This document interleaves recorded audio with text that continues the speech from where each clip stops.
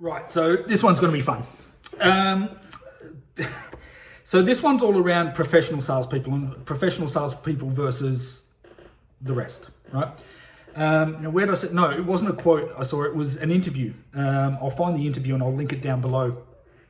Between Tony Robbins and a gentleman named Eben Pagan. And for those of you who don't know them, most people probably know Tony right by now, but for those who don't, Tony Robbins is an American billionaire who started off in infomercials, 30, 40 years ago, maybe longer now, and moved into sort of speaking and mentoring and coaching and those sort of roles. And he's absolutely incredible. He's essentially the standard in that sort of space that everybody else that moves into that space kind of models themselves on in one way or another.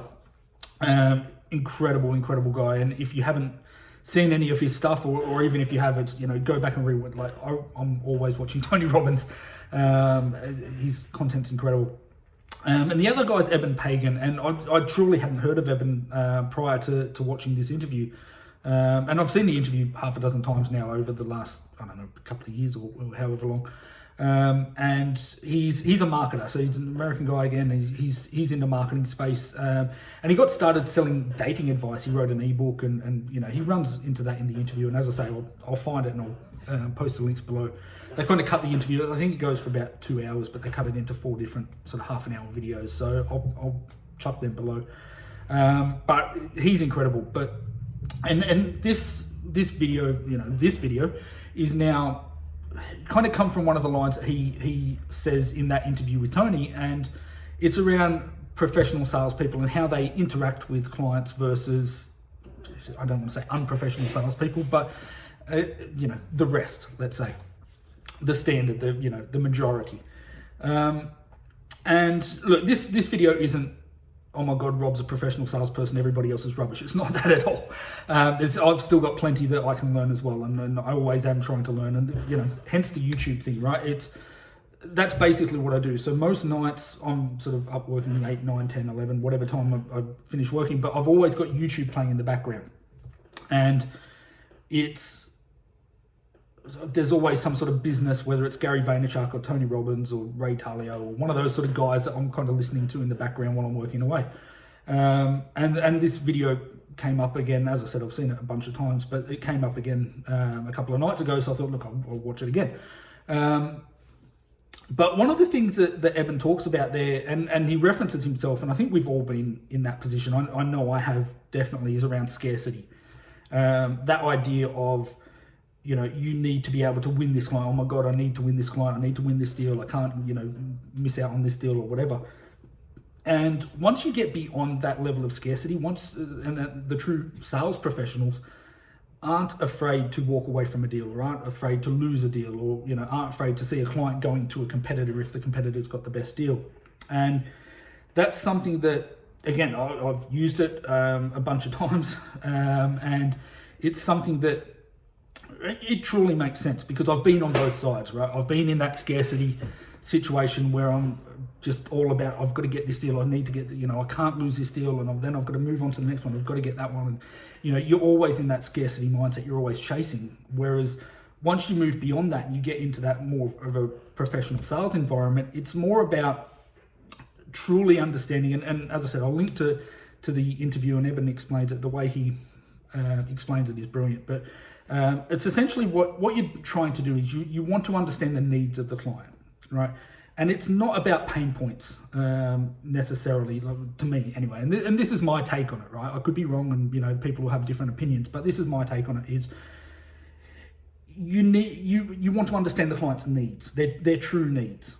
How many, in the telco space, it's about how many services do you have, how much data do you need, phone systems and mobiles and data servers, iPads and whatever else, right? It's understand what their true needs are. The pain points thing, it works. I mean, people will move away from pain. It's one of the things Tony says. People will move away from pain 100 times faster than they'll move towards pleasure. It's just the way it is. It's the way we're wired, right? And for me, it's more about, I want to understand the true needs of the client. Whether there's pain involved or not is almost irrelevant to an extent, because the needs in most circumstances should be the same whether there's pain involved or not. The needs should be essentially the same. I need this many services, this much data, blah, blah, blah, blah, blah. Right? And so it's about understanding that, and then it's a case of saying, okay, well, look, do I have a solution that meets that needs, and what are the solutions available? It's not necessarily just my solution, and especially in my space, that there's, X amount of other telco companies out there that can offer a service. It is why I've set the business up the way I have, where I've got 2, 3, 4, 5, 6 different options for my clients, regardless of whether it's mobile or fixed line or phones systems or internet connections or whatever they need. I've got a bunch of different solutions there, but it's not always the best product. I mean, I've got some amazing products and services and what have you, but they're not always the best, and they're not always the right one for the client. And the example I use here, I use it quite a lot when I'm talking to people, is one of my largest clients, one of my top 2 clients, and they've got in the hundreds and hundreds of mobiles that I look after for this company. And their fixed line contract was coming up for renewal, and so they had their data services sorted, and their fixed line contract was coming up. And they asked me to review it, and we went through it, and I gave them, the 3 or 4 or 5 options that I would normally give them. And they had a competitor option as well. And so we went through it, and I basically spreadsheeted the whole lot of them, and I had them all side by side so we could run through them. And we pretty much narrowed it down to 2. There was one of mine plus one of the competitors' offers, and we went through it. Now, I had that competitor beaten. I think it was about 13 or 14% per month from a price point of view. And obviously price isn't everything, but from a price point of view, it was a decent saving against what the other competitor had. But my advice to the client at the end of that meeting was go to the competitor, right? And this is an account that it's not an account spending $200 a month. These guys spend about $5 or $6 grand a month on their fixed line services. So it's about a $200,000 deal that I walked away from that I still believe to this day I probably could have won it if I sort of pushed down that angle. But for me, it was more important to make sure that the solution was right for the client. There was other reasons why I told them to go to that competitor. I mean, I don't get anything out of it financially or otherwise for them going to a competitor, but there was specific reasons why it worked better for them in that circumstance. And as I say, it's not all about costs. So, I've said to them, go down that path, go with those guys. I'm happy to still manage that account, even though, again, I'm not getting anything out of it. I'm happy to still manage the account for you.